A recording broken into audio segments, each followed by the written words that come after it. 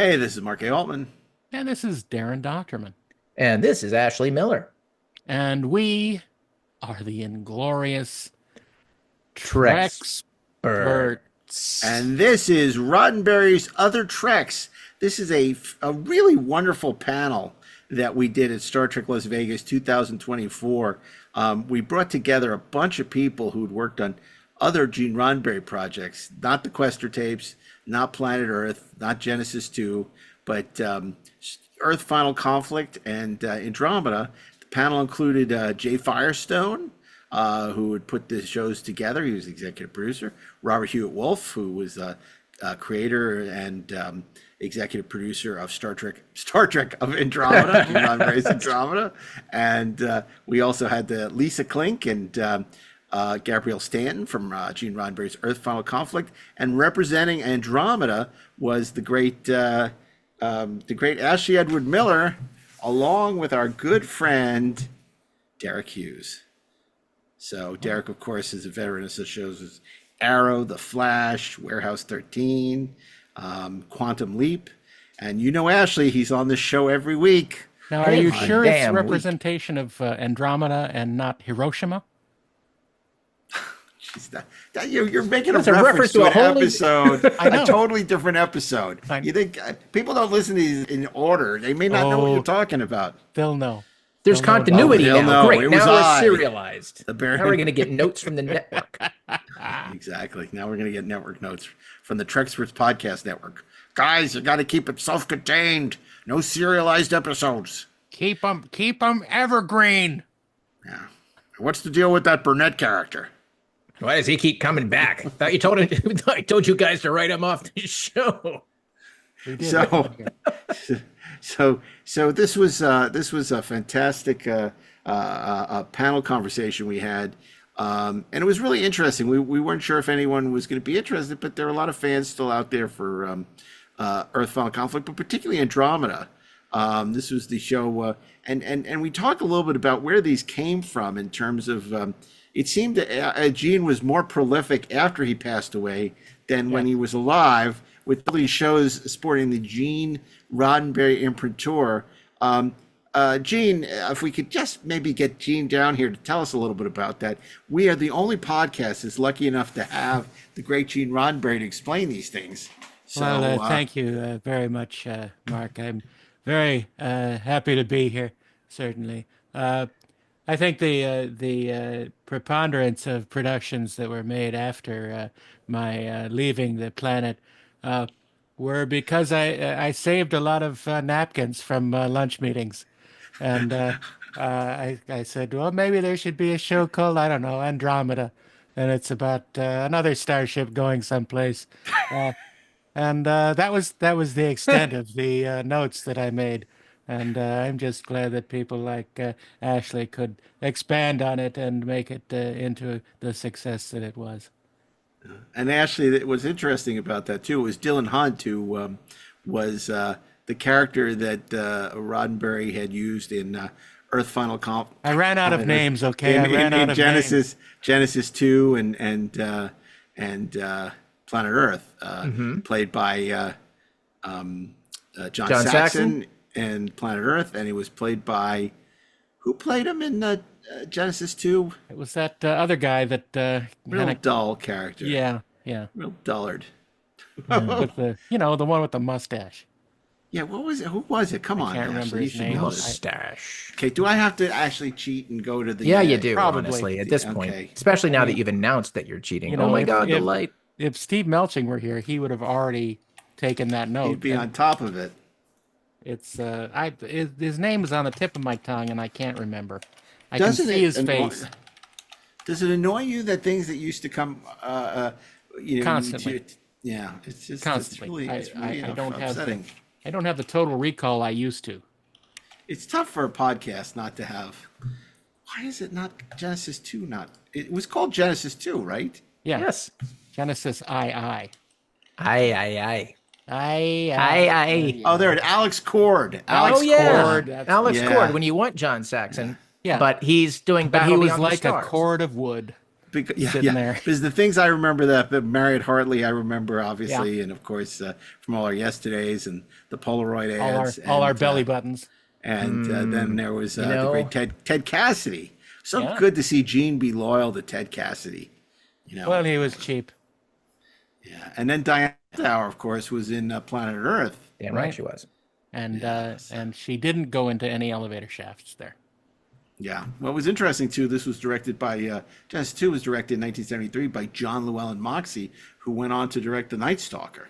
Oh, Yeah, he's got which is a moxie. I great- like moxie. great- He got that's what the moxified. executive said. We need somebody with moxie to direct this.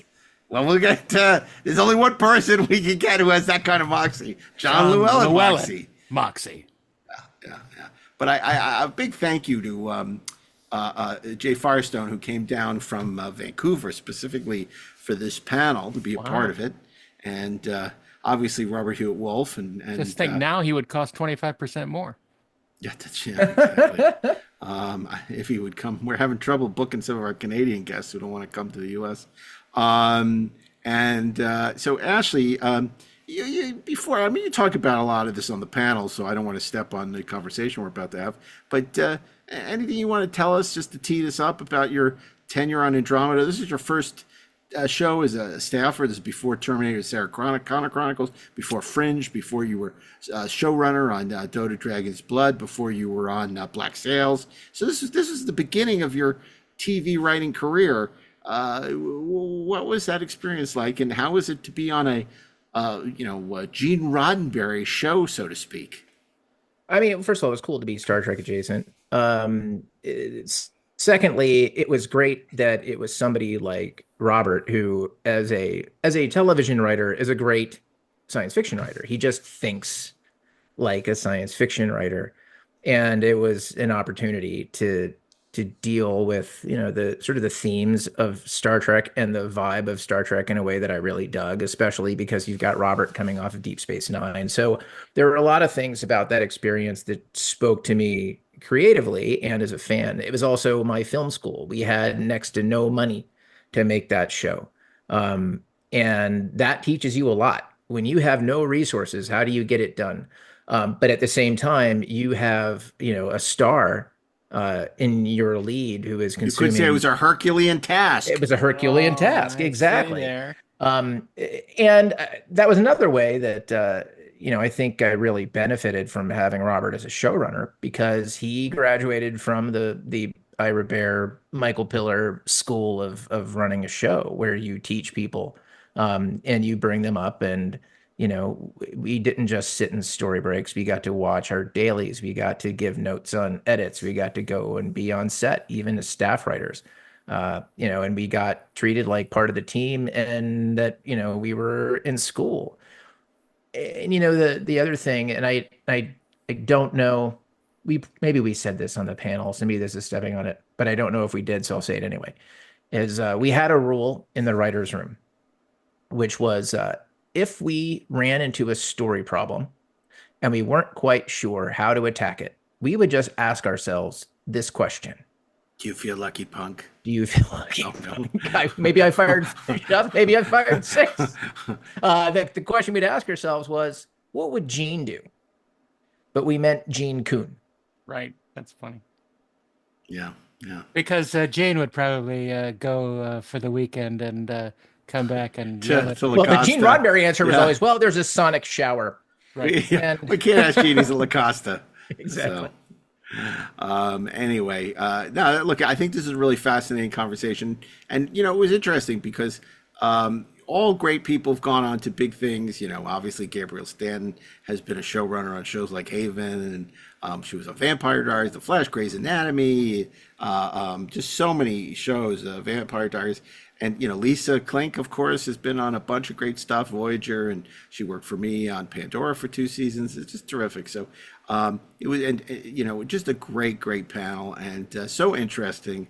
And I'm so glad we had the opportunity to do it. We're going to do a lot more great stuff like this in Vegas this year at Star Trek Las Vegas. So if you're thinking of joining us at the Trek to Vegas convention this August 7th to the 10th. We certainly hope you will, because the Trekspert stage is going to be hopping.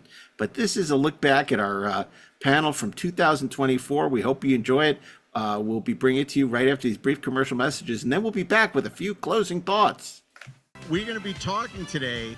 Gene was arguably more productive when he was dead than when he was alive, as we'll learn today. Where did these shows come from? What were the challenges involved in making them? And we're going to explore that with an amazing panel of, well, they're not Treksperts, they're Andromeda Spurts, Final Conflict. And, you know, they're Roddenberry. This is going to be very special, because I don't know the next time something like this is going to happen again. And we got such great guests. And, of course, for the rest of the day, we have some amazing panels coming up, don't we? We do. Yeah. But I want to introduce you. I think, to our panel. We're going to be talking about Andromeda, Earth Final Conflict. So without any further ado, I think let's bring out the executive producer. He is spent over $1 billion on television over the course of a very successful career. Dark Matter. He's responsible for Lost Girl, and of course the executive producer of Andromeda. It's Jay Firestone. Jay, come on out. You got those great sneakers. You have no problem making it out on stage. Jay, have a seat. Thank you. We're so thrilled to have, not only are we enormous fans of his work on Deep Space Nine, of course, but he was the showrunner and developed Gene Roddenberry's idea and took it to the screen. Robert Hewitt Wolf. Robert, come on out. Another writer from Andromeda who got his start and has gone on to tremendous success writing for shows like Arrow, The Flash, Quantum Leap. It's none other than Derek Hughes.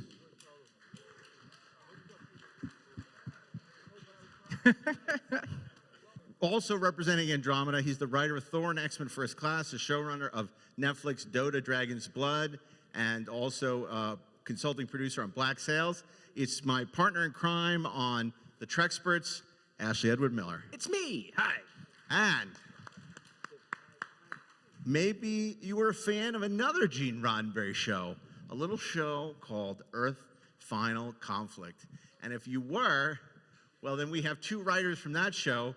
She has gone on to do things like Grey's Anatomy, Farscape. She's been a showrunner on The Flash, as well as more recently a showrunner on Haven, which she shepherded for many seasons to great success on the Sci-Fi Channel.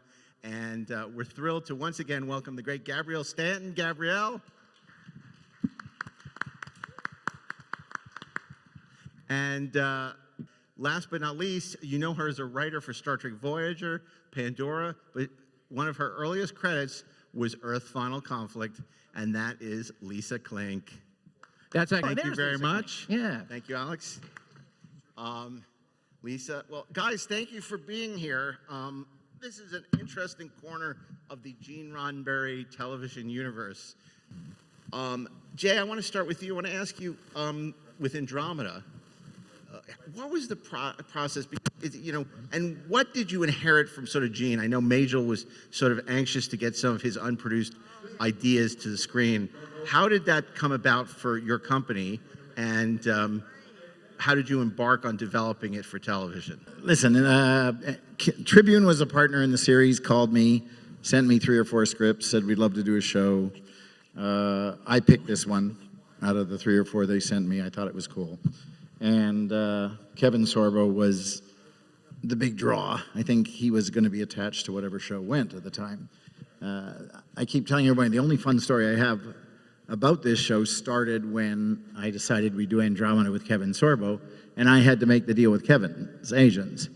And he was Hercules, obviously, and that's why everybody wanted him for the show. So I tried to negotiate that he had his shirt off a lot. And the agents and the lawyers said no, and we argued for quite some time, and I tried to make a hard argument that he had to have his shirt off because that's Hercules on the show. We ended up compromising on a vest, and that had to be negotiated so that we could see his arms and his shoulders. And then when he came on the first night before we go into production, he pulled me aside and said I was a real pain in the butt for forcing this and pushing this, and that to keep those abs, he needed 2 hours a day of working out and a diet, and that made life miserable. But he was a crucial element of the show going. What people may not realize is that, you know, some of you, back in the heyday of first run syndication, Hercules, produced by Sam Raimi and Bob Taper, was a huge show that Kevin was a part of. This was his successor show after the success of Hercules. Robert, what materials did you work with when you were brought on to develop this? What did you inherit from Gene? How did you go about it? And, you know, I know Ron Moore talks a lot about how Battlestar Galactica was his answer to Star Trek. It was going to be the anti-Star Trek, all the things he couldn't get to do. How did you approach Andromeda? Because at least on paper, it was a Gene Roddenberry show. So the materials that I got originally were like a 2-page document called Starship, which was about a sentient starship. So the idea of doing a starship with a sentient AI was from there. And then I had access to a lot of the Genesis 2 materials. So took the idea of Dylan's character from there. The villains were the Tyrians, so that's where Tyr's name comes from. There's a minor character named Harper. And that's it?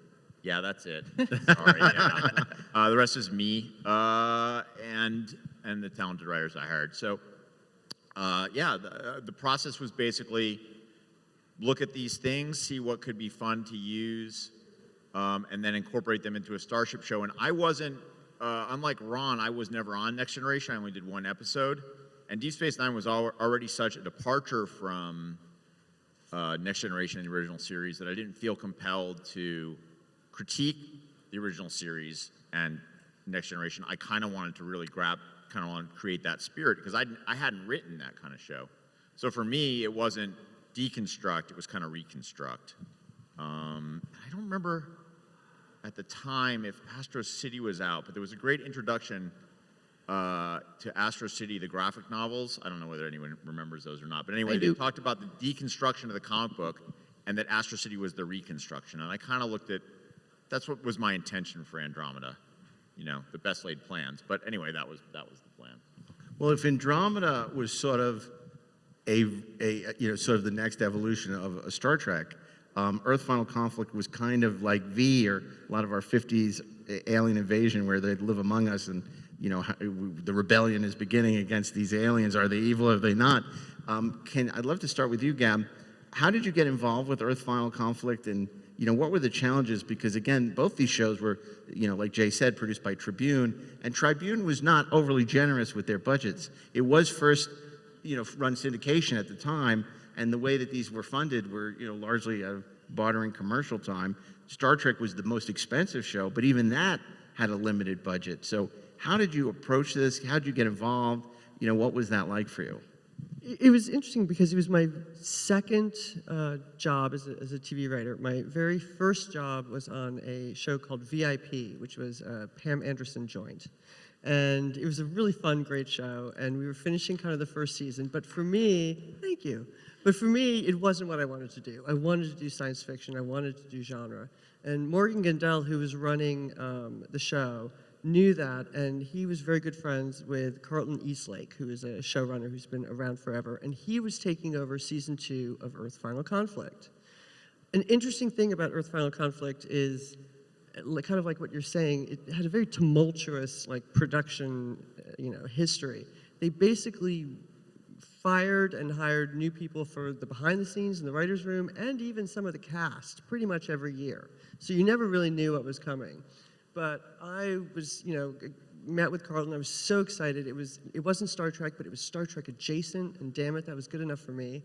And we kind of went in, and the budget was a complete concern. I remember an early story about Carlton, which I'm sure Lisa remembers, is somewhere around week 2, we found out that production was not going to be paying for lunch for the writers.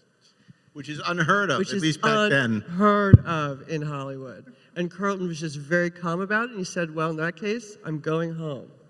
And he went home, and he stayed home the next day, and then the next day after that, all of a sudden, pizza started being delivered to the office. And so that was his very first victory, season 2. Never underestimate the power of a hungry writer. Totally. Lisa, Do you recall what kind of access to original Gene Roddenberry material you might have had, if any, when you were working on Earth Frontal Conflict, and what that experience was like? Did you have a room? Was it a freelance model? How did that operate? I don't remember any access, that I didn't have any access to Gene Roddenberry's materials. It all kind of filtered through Carlton, our showrunner. It was a staff situation. It wasn't freelance. And I remember that it was a really good room, that it was really, well run, and everybody liked each other, and it was really creative and bouncing ideas around. And fortunately, we were kind of shielded from the whole budget issues and from everybody getting fired all the time. And so until we all got fired. Until we all got fired, of course. But I had a good experience. Yeah. And getting back to Andromeda, Jay, this shot in Vancouver. What were you able, as the show became more popular, to build more, or was Tribune just immensely stingy with the budget? No, stingy is the nice word you would use with Tribune. Yeah, no, in fact, unfortunately, one of my jobs was to keep telling them we're not going to give you more money for the show. So it made it hard on Robert, obviously, to do it, because they would go up I think they went up 5% a year, and they weren't a big portion of the budget to begin with. So in the end, it was costing me a lot, and it was hard. I mean, doing those shows for syndication were pretty tough. Now, I did a show called Relic Hunter with Tia Carrera, and that was an international co-production, which this couldn't be. And that's good because you get more money internationally and you can do bigger budgets. And I love those things. I do them a lot. But this was tough. You clap for VIP, but not Relic Hunter? Come on. Relic Hunter. I have a fun story about producing Andromeda, which is when we were building our sets, Outer Limits had just been canceled. It was the end of season 6. And so we went and we bought everything they owned for 10 cents on the dollar, emptied out their entire warehouse. We built a lot of our sets out of their junk, especially the Eureka Mara was completely built. Like the engine compartment of Eureka Mara were septic tank liners. The pilot seat was left over from Outer Limits. All the GAC, all the metal, that was all Outer Limits' leftover crap. And then they got renewed late, season 7. And they were like, where's our stuff? Can we have it back? And we're like, nope, you cannot have it. And we used to joke, how do you know if you're shooting in Vancouver that your show's been canceled? Beep, beep, beep. It's the Andromeda prop truck backing up to your loading dock. We're taking it all. That's how we made that show. Ashley, this was your first gig in television. You had a very unorthodox path from what we're doing to TV. Can you tell us a little bit about sort of making the transition and what it was like in those early days of doing Andromeda? Oh my God, man. First, I'll say all the things we're saying about the budget are real, but it redounded to my benefit, because what it turned into, in combination with the fact that Robert is a terrific, great showrunner, and just an incredible mentor, and really let my writing partner Zach Sense and I, into the process of making this show, from being in on all the story breaks and getting to look at all the notes and getting to do passes on our own scripts, to watching the dailies and give notes on edits and all of those things. I mean, that plus the fact that we had no money, that we had a big star who consumed most of the budget and had opinions, sometimes 2 weeks after the episode aired. It really taught us a lot about how to write to a budget, how to write quickly, because I think we did something on the average of like 6 to 7 episodes a year, which is bananas. Okay, that's like nearly an entire season of whatever your favorite show is on Netflix these days. Okay, so we did all of that, and it was occasionally difficult. But here's the weird thing, like. In my previous life, before I became a television writer, I did all kinds of, I did force structure analysis, budget analysis for the Pentagon, Department of Defense, Chief of Naval Operations, right? I did all this operations research crap. And there was an episode of Andromeda that Zach and I had written that was very near and dear to our hearts. We turned it in. We were told it was way too expensive. I said, F that. And I got a copy of all of the budgets from all the departments. I got a copy of all of the cost reports. I went home overnight. I backed out all of the costs, went through the script, started making notes, edits for like what we could do to make it work, brought it into Robert the next morning and said, here. And Robert looked at it and he goes, I think this can work. And he sent it up to Alan Eastman, who was our producing director. And Alan goes, oh, I think this could work. And sent it off. I forget the name of our UPM. It was Bob something. All I know is when he got it, his head exploded because I had actually backed out all of his numbers for all of the departments. And that's not something that your line producer wants you to do. So that was just a weird intersection of one life, into this life. But I will always value that experience. There's no substitute for that, and I've been able to carry it with me through everything that I've done since. Yeah. And Derek, what was your journey? Because this was also your first show in television, wasn't it? It was my first show in a writer's room, working the writers, and these two men here are responsible for me being where I am today. It was like, you talk about mentorship, it was like Ashley, on a chance encounter, we met at a comic book convention, jockeying. Don't get any ideas, though. That was unique. And then 6 months later, after we became friends, he calls up and he says, hey, the writer's assistant on the show is leaving. I think you have a good shot. So then I go in and meet with Robert, and to this day, I always tell the story about how it was the most daunting interview, because it's not just Robert, it's all the writers. They're sitting like in like a horseshoe of seats and like a tribunal, and you're trying to explain like why you would be good at this job. And then, Robert has a crazy resting pitch face. It's and then about a day or so later, I got the call and saying like, "Hey, congratulations, you're the writer's assistant," and that became my my education in learning how to write for television, my understanding. Because it's like when you're on the outside, you can write all the scripts all you want, and read all the books and stuff like that. But it's the the in-person experience, working in a writer's room. And it's just nothing like it. And again, I owe them my career. I mean, it's like, the fact that they gave me that break and just being able to be a part of it, not just, because I found out years later, I was like, you know what? I wasn't that good of a writer's assistant. I was like, because the writer's assistants today do a lot of work. I bet about 60% at that time. So I was like, oh man, if I wouldn't be able to survive today as a writer assistant, that's for sure. But so thank you. Robert, you have a mantra about you can teach science fiction writers how to write, but you can't teach writers how to write science fiction. Was that something that was appealing to you when you met with these guys? When you approached sort of putting a staff together, as you've done many times. What do you look for on a genre show?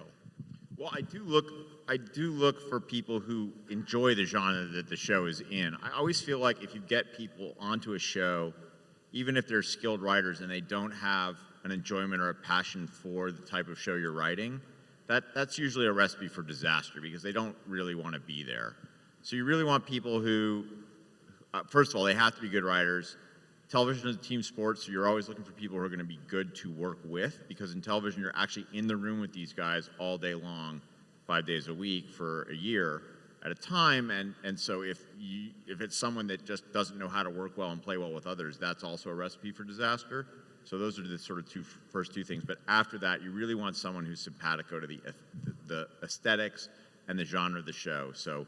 And I've had this problem not just on science fiction shows, but it happens a lot on science fiction shows where you get like some procedural writer who's never written science fiction in their life and kind of looks down on it. That's never good. But I've had the opposite problem, is in that like on mystery shows, getting writers who don't really know how to do a mystery, and that's a very specific structure, and it's very hard to teach either of those things. It's hard to teach someone the kind of knowledge of genre they get from watching every episode of Star Trek and growing up reading Ursula K. Le Guin and Clark and Heinlein. If people aren't grounded in that, that's not a 1 year, that's not a 2-week process to get them up and running in the room. It's not even a 1 year process. That's a lifetime of accumulated knowledge. And it's the same thing with mysteries. If you don't know how to do a mystery twist, teaching someone how to do that in the room it can be a train wreck. So yeah.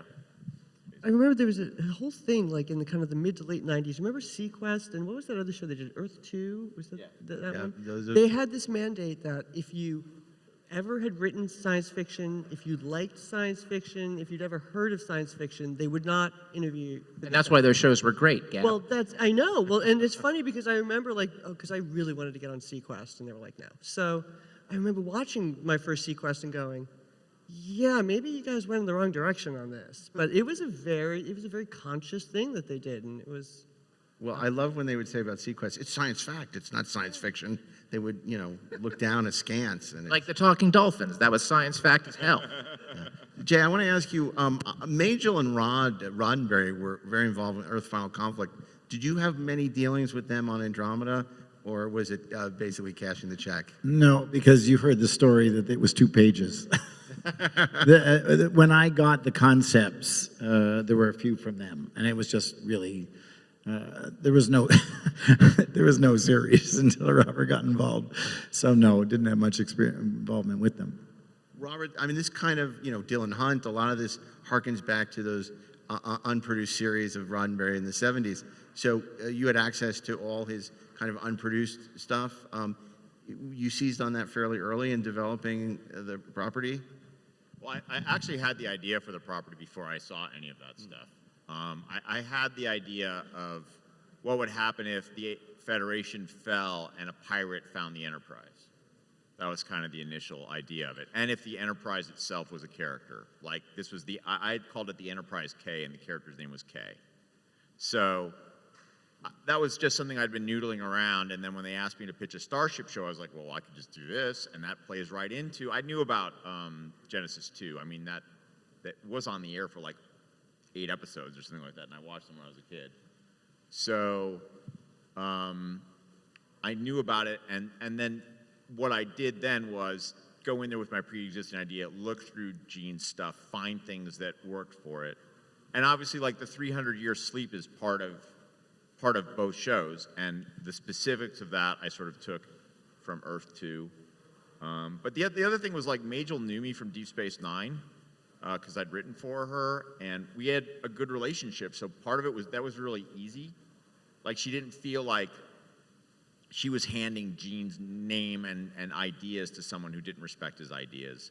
And I think that helped a lot with like Majel trusting us and sort of letting us do our thing. How much? Because certainly on Next Generation there was this idea we had to be true to what Gene would have done, and even when he was in the later years when he was more infirmed, it was very important to Rick, Roddenberry's box, and not to do what Gene.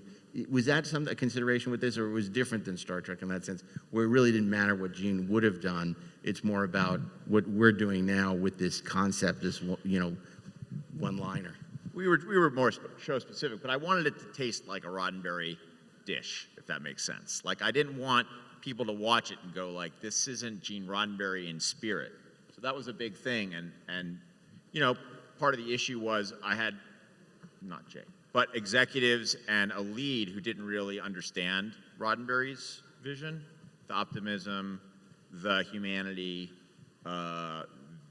They really weren't in tune with that, so that was half the time the battle was like getting them to understand it and getting him to play it. Those were things that were tricky.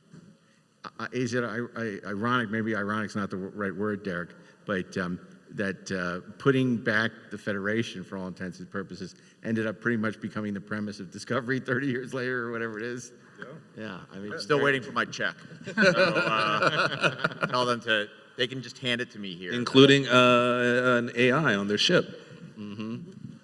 Gab, I want to ask you, because you had a young PA. I take Venmo. You had a young PA, young Turk on your production, on his first production, and that was Rod Roddenberry. What do you remember about Gene Jr., who he does not go by Gene Jr., I'm saying that as a shorthand, he's Rod, but working on Earth Final Conflict? You know what? He came by the office once. I remember meeting him like literally once. But the production was up in Toronto, and I don't even think Carlton went up for it. I mean, it was very kind of like, we were very kind of separated. I mean, it was RJ kind of on the show was Kirshner, David Kirshner? David Kirshner, David right. Kirshner. And he would go up, he would go back and forth. And the only thing I really remember about him was I was very intimidated because we were all kind of in his offices, and he had, his office. And right in the office, when you walked in, his desk was on the right, and on the left was this big armchair, and in it was the Chucky doll, because he produced the Chucky movies. So going into his office to like demand pizza or ask for a raise was always a little terrifying for me, because I was like, oh my God, he's gonna have Chucky eat me, so what am I gonna do? But no, I got to know Ron later, but I don't think we really interacted much with him. I wish we'd been able to go up for production. I think that would have been really great. Although for this panel, I was rewatching an episode that I wrote called Bliss in the second season, and I'm watching them, and now like knowing about production and kind of seeing it through a producer's lens, it must have been so cold that day. They were all standing outside, and you could just see the actors like dying and trying to say their lines. And then I thought, okay, I'm glad I wasn't up there. I mean, and obviously some complex makeups on that show as well, and tall people. They had very, they spent like hours in makeup. I can't, but looking back at it again, the makeup looked really great. Some of the special effects, obviously it was a different time. But I have to say, the Talons looked kind of fantastic. I was really, really kind of impressed by that. And you were on a run of sci-fi series at that time, because you were like the sci-fi person, but you worked on Farscape. I left that to go to Farscape. Yeah. When they rolled the staff again, Carlton knew the guy who was setting up Farscape, and so I went, kind of back to that, which was another kind of like wake up after like 300 years and finding yourself on an alien ship type thing. And that was great. I got to move to Australia for a year. We shot that all in Australia. So. I remember, and became good friends with a lot of the kids. It's summer camp because you're so far away. It's not like you're in an office in LA and then maybe you go up for production. I mean, you were like in Australia the whole time. It's so different for a writer to like be somewhere close to production, not just have to fly in and be like, the big bad who comes in to like yell at the actors or something. You want to be there, and you want like, hey, we're all in this together, people. Let's do it. Although it's fun yelling at actors. Yeah, that's fun too. And you'll have plenty if you're shooting in the same city as where you live, but I always think that's better. And Lisa, you've done a lot of sci-fi, obviously. What was your approach to, Earth Final Conflict and sort of getting the gig originally? Did you sell yourself as a sci-fi writer, or was that just something that came with the Talons are interfering with our panel? Too much chicken. Well, I was lucky in that I had taken actually a writing for television class at UCLA Extension, and the teacher remembered me, and he actually recommended me to Carlton Eastlake. So obviously the best class I ever took. But I really, having come from Star Trek, I definitely had kind of the ethos behind it, that humanity would band together and that it was ultimately optimistic, and that, even though the aliens were kind of seen as invaders, they weren't necessarily evil. And so I did try to keep up the Roddenberry view of the universe. And did your Earth Final Conflict help you get on Voyager? I was on Voyager first, actually. Oh my God, Voyager was that long ago. Voyager was that long ago. That was my first gig. Okay. Damn, so did your Voyager credit help gig you was get on for Earth Final Space Conflict? True. How does everyone here look so young when this was so long ago? Yeah. Bathing in the blood of my enemies. It's crazy. I had to get a work permit to work on Deep Space Nine. My mom had to sign it because I was still in high school. And let's talk about working with cast. I know a lot of people are next door listening to the actors tumble and do their thing. Obviously Kevin, I have no problem saying, is a very difficult personality. And it's challenging, particularly when the actor knows the show was greenlit off of their name. How do you manage that? This is a question for sort of Jay and Robert. It's like, how do you manage that difficult personality? He's not the first difficult personality you work with. He's not going to be the last difficult personality you work with. So just if you can maybe address that a little bit. I had a different job with Kevin because I used to take him around the world because I had to sell the show. And the funniest dinner I ever had in Cannes was when his wife said, "This is the first time Kevin has had full responsibility for the success of a show, and it's a very heavy weight on his shoulders every day." And as his wife, being the supportive person I am, And oh my God, this dinner was hilarious. And Kevin would sit down and talk to me about his responsibility as, the face of the show all the time. And I keep telling everybody that, the shows work if the writers create a character that everybody wants to follow. And I don't care if it's a sci-fi show or a cop show or anything. It's all about characters and relating to the characters. So he had to make Kevin relatable, which on a personal level, I don't know if he would have been. So, I mean, look, he was a big star at the time. He got the show greenlit, and when Kevin believed in a scene and committed to it, decent actor. Like, he had a good comic timing. He had a good presence. We had better actors than him on the show, to be honest. But he was good, and he was a star. He was definitely he had that TV star charisma. The problem was always to try to get him invested in the scenes. And like I said, I don't think Kevin's ethos and the Roddenberry ethos really had much of a Venn diagram overlap, to say it politely. And the other thing is he didn't like to work very hard. So it was kind of sad sometimes because he would come, he would do his lines, and then we would bring in a guy we called Captain Haircut, who was wearing his costume and was the same height as him and would wear a Kevin Sorbo wig, and then would be the person that the rest of the actors had to act against over his shoulder. And that doesn't make for great opportunities for performance in scenes for him or the other actors. And I've been very blessed in my career to have actors who are fully committed. I mean, Avery was there all the time. Johnny Lee Miller, always there. Did the scenes for everyone. Jesse Martin on the show I'm on right now, fully committed, there all the time, the captain of the set, Not so much Kevin. That wasn't really something Kevin wanted to do. So, hilariously, on the show I'm on right now, our stunt coordinator is a former Captain Haircut. That was his first job in the business, and he's now the stunt coordinator on the show I'm on right now. So we've had some fun reminiscences. Something I want to kind of add about Kevin.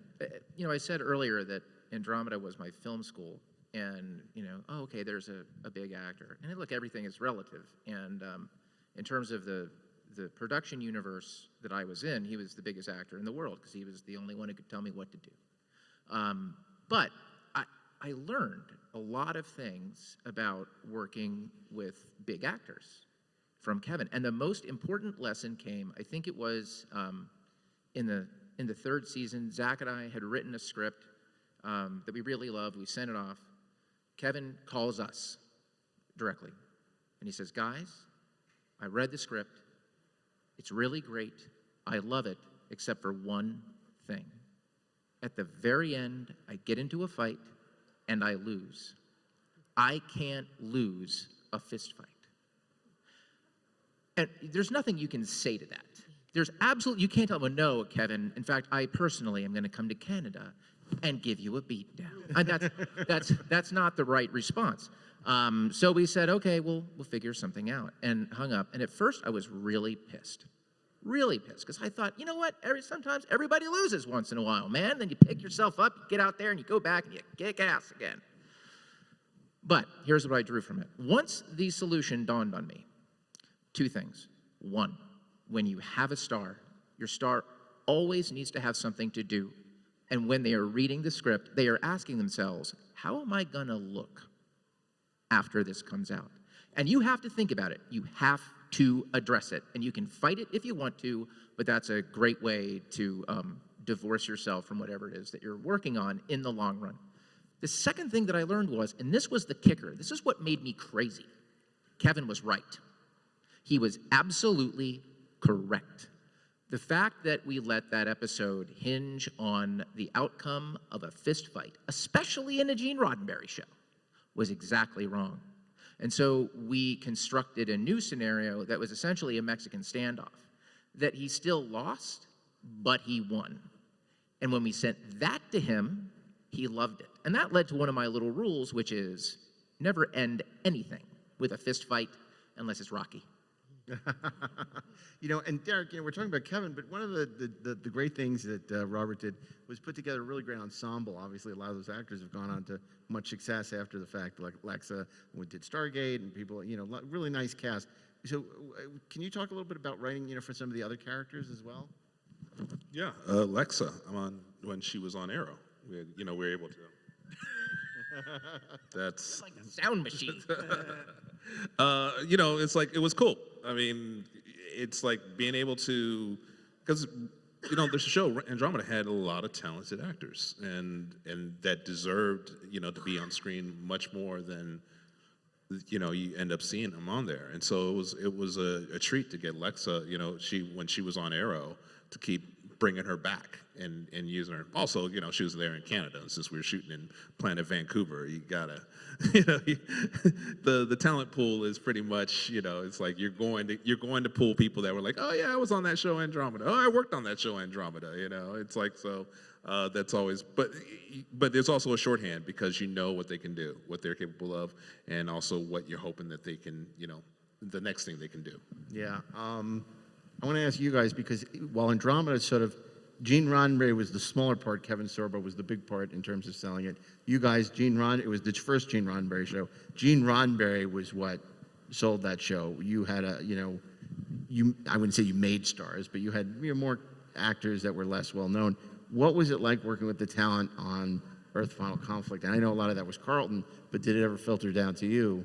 Well, I mean, it's interesting because I think it was the opposite a little bit of the Kevin syndrome, in that exactly this was Gene Roddenberry's Earth Final Conflict. And I am not aware of the full machinations behind the screen, but the lead of, I'm going to have to go with the character's name, I apologize, not the actor, was the lead of season 1 was this character, William Boone. And he was basically kind of our Kevin Sorbo character, you know, number 1 on the call sheet. Apparently got into some kind of discussion with producers, wasn't happy, whatever. Boom, fired him. Season 2, Liam Kincaid is the new guy.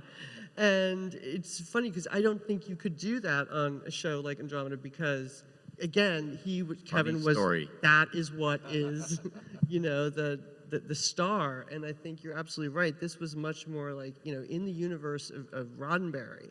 And so I think it gave them a little more freedom to kind of mix and match characters. I think a character named Sandoval was the only character who remained on every season of the show.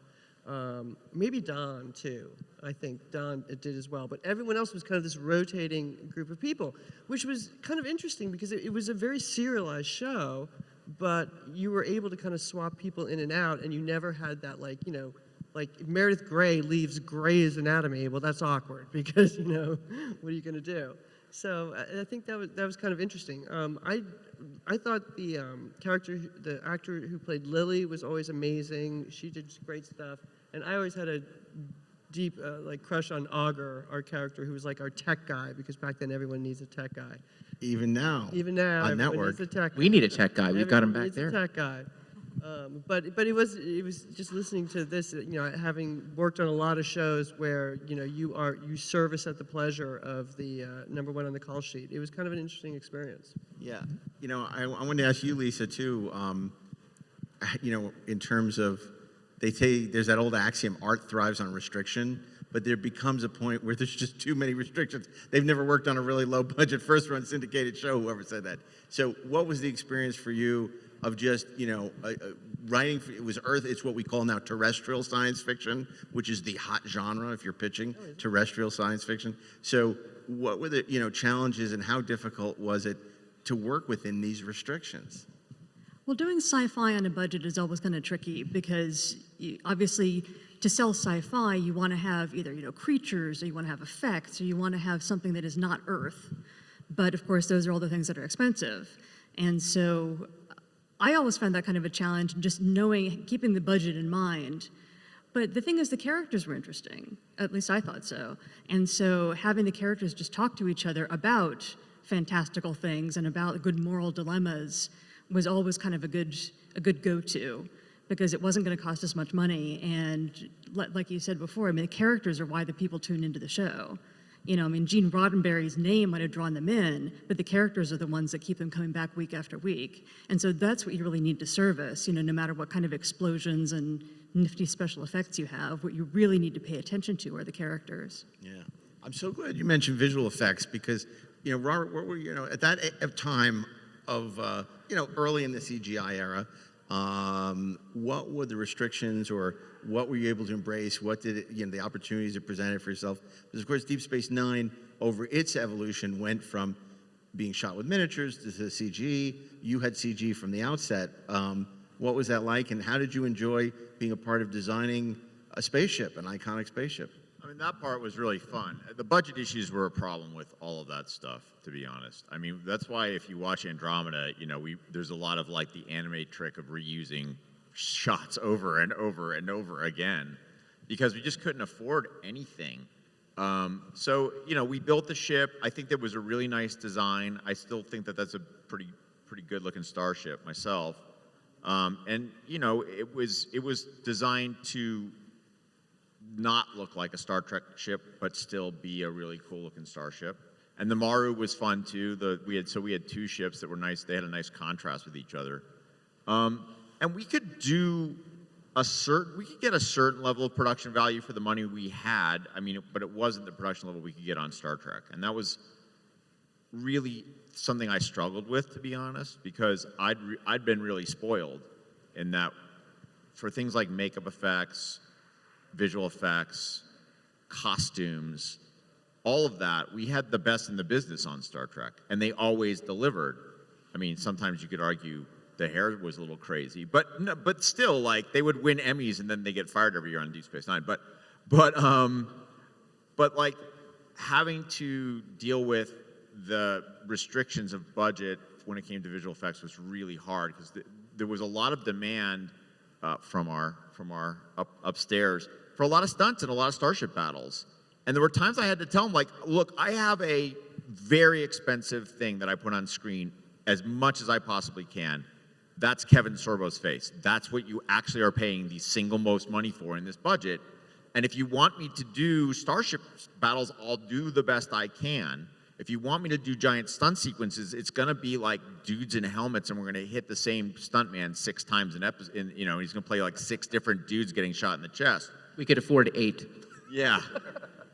Because we just couldn't afford it, you know. So that was really the case with the visual effects too. We had great ambitions. I think we had some fun designs. We choreographed some great battles, but there were always very strong restrictions on what we could actually pull off. Well, Jay, I want to ask you a question, but we only have a few minutes, so if you want to line up at the microphones if you have questions. I don't want to prevent you guys from being able to ask questions. Jay, this is my question before we go to the audience questions. You know, you've produced a lot of successful series since Andromeda, you know, Lost Girls, Beloved, Dark Matter. I'm just wondering, you know, every show is a learning experience. What did you learn from Andromeda that you applied to future shows that you produced? Don't have too many people telling you what to do all the time. And I mean, and I'm not joking about that, because when I did my show Lost Girl, I was the absolute final word. And the same with my show Dark Matter, same with my show 13, same with my show Relic Hunter that I did. And when I was the absolute final word, it was easy. You know, I could sit down, we were talking about vis effects. I sat down with the guys, they looked at the design, we made a couple little changes, that was the vis effect. I talked to one of the guys that worked on Star Trek that had worked for me, and he said, I do his design, I give it to the showrunner, he has some notes, then it goes to the producer, he has some notes, then it goes to the studio, they have some notes, then it goes to the network, they have some notes, and he said, it's a much harder job for me to do. And he said, but if I can go to one guy and sit down and have a discussion and make a decision afterwards, and I have story after story on how much easier it is that way. I mean, one of my favorite, and it's a slightly different story, one of my favorite stories is my set designer came to me one day and he said, I need $5,000 cash, hand it to me today, it's Friday, I can't go to anybody, trust me, I have this great opportunity. And I gave him $5,000 cash out, like out of my pocket sort of thing. He ran to a garbage pail manufacturer who had gone bankrupt, and he bought all the flats of the garbage pails because he said, I can build as many sets as you want with garbage pail designs and just paint them metal, and now I have 5 space stations, right? And he had worked on Star Trek. And he came to me, he said, I love you, thank you. And he walked out of my office with $5,000. And we had enough sets for a year. So, being nimble, is probably the best thing. And the last 3 series I did, I control 100% every decision that ever got made. And that's why everyone on this panel has worked on low-budget shows and high-budget shows. And it's infinitely more difficult to produce a low-budget show than a high-budget show. Let's do your 2 questions to wrap things up. Go ahead, please. Hi, my question is for Mr. Robert Hewitt Wolf. You're probably getting this question a lot this year, but of course this month we're now up to the time in which past tense takes place. And, with especially the horrible Supreme Court decision that came out a few weeks ago, I was wondering just a little bit what your thoughts are in retrospect, what you think as far as like science fiction writing at a certain time being predictive versus observational, and what you think we might be looking towards 30 years in the future. Robert, don't answer that question. I'll tell you why. Are you here Sunday? Yes. We added a panel to the schedule. Really? To celebrate the anniversary of the Bell Riots this very month. Not to celebrate, to commemorate the tragedy of the Bell Riots. And we have Bill Smitrovich from that episode and Robert Hewitt Wolf, who will be doing a deep dive into past tense. So he's not going to, I will not allow him to answer that question. Because we want you here Sunday. Yes, I will be there. Thank you so much. Okay, thank you. Thank you very much. It's a great question, by the way. Oh, yeah. Sorry, I didn't see you. My peripheral vision. I just want to say the VOP reference because I've worked on those stages and I know people that worked. I'm a graphic designer in Los Angeles. I worked on Babylon 5.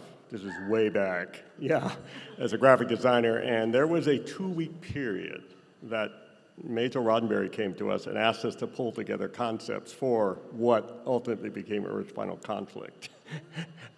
We were in the middle of shooting our show, and we were trying to do that too with our concept.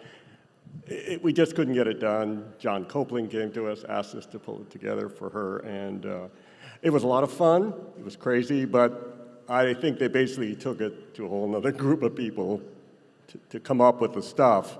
But we're sitting in Sun Valley in Los Angeles in a super hot, not a bad warehouse, but so, but I really like the way the show turned out, and I followed it for years.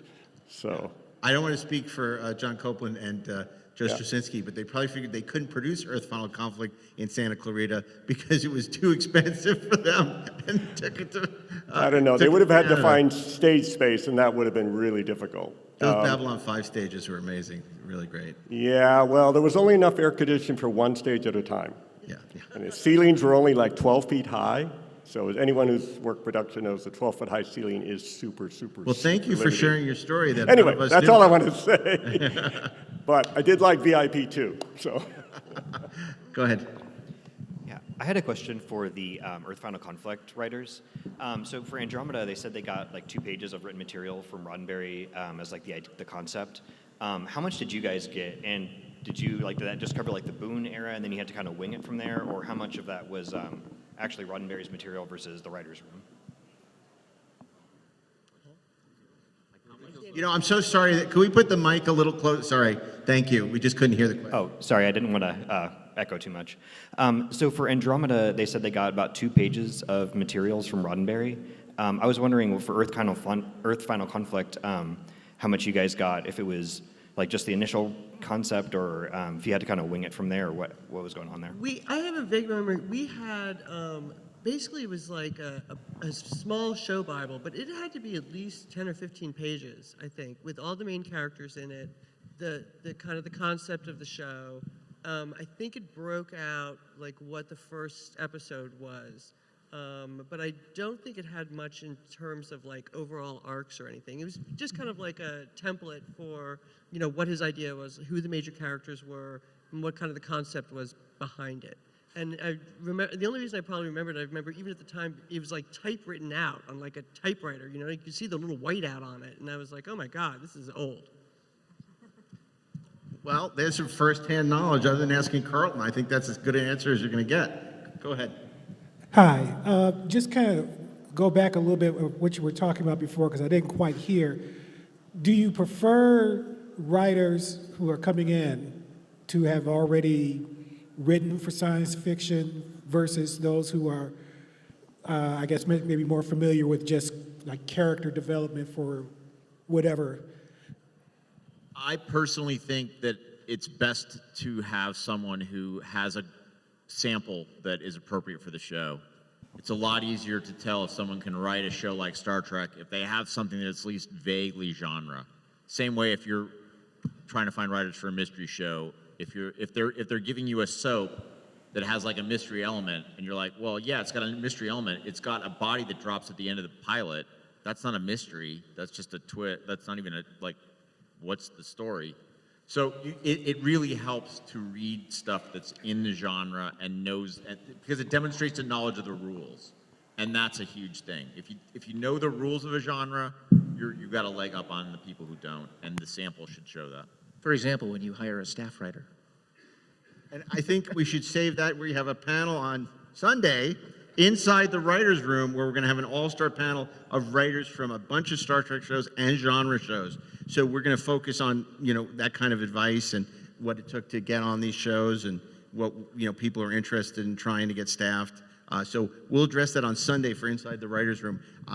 It's going to be a really amazing panel, and I think everybody's going to get to talk at least once, given we have like 20 people on it. Thank you very much. Last question, our Vulcan friend over there.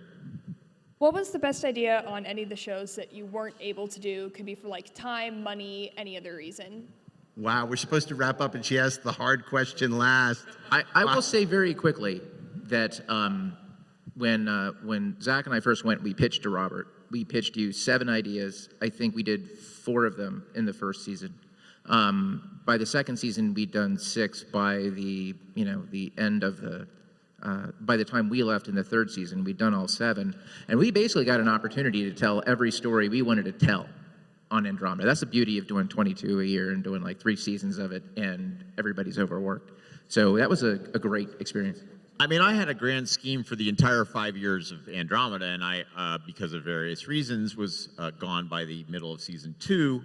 So if anyone is curious about how I would have done Andromeda, there is a document online that you can search for. It's called Andromeda Coda, and it's like a little 25-page, 1-act play where Harper and Trance tell the entire story that was supposed to be Andromeda.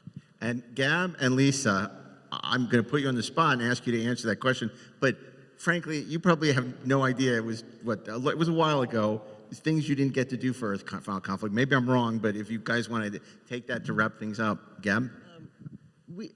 In terms of the grand picture, we were kind of baby writers at the time, so we weren't able to make big decisions. I remember that we were talking about doing some more Talon stuff. Like we wanted, go back to the home planet, see stuff. Somewhere around the middle of our season, we discovered that a Talon had come to Earth thousands of years ago, and it was this whole thing. And we're like, oh, let's reenact that. And they're like, let's sit in a room and talk about it. And we're like, okay. Yeah. We can't go to their planet, but we can go to a cabin. Yeah, let's do that. What about you, Lisa? Yeah, of course, you always want to do more alien stuff. That's more interesting than those boring people. But as we said before, that's where the budget restrictions kicked in. And so, yeah, I always wanted to see, more action or more, nifty, what are the secrets of the aliens and how are they different from human beings? And those were always the hardest things to show. But unless their planet looked just like Toronto, we were not going to end up with it. Nope. Well, thank you for keeping the flags of Andromeda, Earth Final Conflict, and Relic Hunter and VIP alive at this panel. We deeply appreciate it. We're so appreciative to all our panels who made time in their schedules. Everyone here is a busy industry professional to come down and take this walk down memory lane. So to Jay, Robert, Lisa, Derek, Ashley, well, not you, and Gab, it's been a pleasure. Thank you. And we're back with a few closing thoughts. I didn't lie. We're back from outer space. I indeed will be bringing you these closing thoughts that I spoke of. So anyway, very interesting stuff there on Gene Roddenberry and Gene Roddenberry's other shows. I'd love to do something on Quester tapes. Maybe we can get Mike Farrell and and Robert Foxworth. Well, he's dead. Who is? Robert Foxworth. Well, we can have a seance. So I don't think he is. Yeah. From Quester tapes, no, who was in Deep Space Nine. Yeah. I don't think he is. I think he's alive. He's alive. I think he's alive. He's alive. Real. So anyway, well, we're not gonna do that. You know, we could look, but we're not gonna look. We'll leave that to people at home. What's in the box? Don't look for it. You may not like what you find. Yeah, but this is the kind of thing. It's like we didn't know if anyone was going to show up, but we did it because we could. Because it was like, who else is going to do this? Because who else we is would gonna like it. Because we would like it. the It's like key. let's take a look at Gene's other shows. These interesting curiosities that happened in the wake of of his passing, and then there were all these shows and first run syndication, and Andromeda really initially had some really cracking good episodes. So, Are we finally going to do a panel on Pretty Maids all in a row? I would like to. We reached out to some people about.